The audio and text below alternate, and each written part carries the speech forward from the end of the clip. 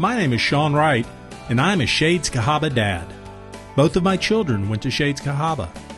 I'm also a former Shades Cahaba student. I attended 2nd grade through 5th grade. But you know who wasn't here when I was a student? The owl. There was no owl above the door.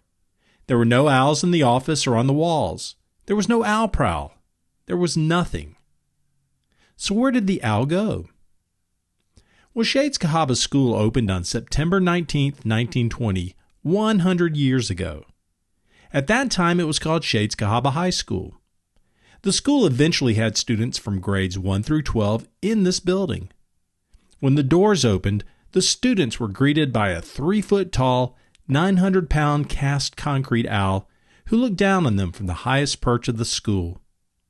This is the owl door, or the horseshoe entrance, which was the original front door of the school. Now, the owl was very popular and was called a symbol of learning to all who enter here. The yearbook was called the Owl, and an early version of the student newspaper was called the Owlette. A group of students called themselves the Owls Club and would organize dances for the students. Even though the owl was everywhere, the athletic team chose the mascot Mountaineers, or Mounties for short. Even still, the owl appeared with the word Mountaineer on t-shirts like the one Coach Piggy Mitchell is wearing. In the 1940s, the school became so crowded, they built a new school and called it Shades Valley High School. The high school students went to Shades Valley, and Shades Cahaba kept all the elementary school students. Administrators thought that the owl should go to the new high school, so the owl came down from the roof of Shades Cahaba. Now, there was another reason why they took down the owl. Every year on Halloween, students would climb on the roof and dump paint on the owl. The principal was tired of cleaning up the mess, so to stop it, they took the owl down. Well, Shades Valley didn't want the owl after all. They took the Mounties name, and besides, they had a clock on top of their schools. They didn't need an owl. The owl disappeared for almost 30 years. Now, when I was in middle school, I was walking down Wellington Road with my friends when one of them said that he wanted to show us something cool.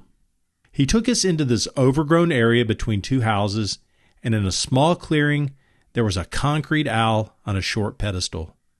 That is when I first learned about the owl. Shades Cahaba alumni from the class of 1948 also found out about the owl, and they convinced the owner to let them put the owl back on the roof. And in 1978, a ceremony was held, and all the students watched.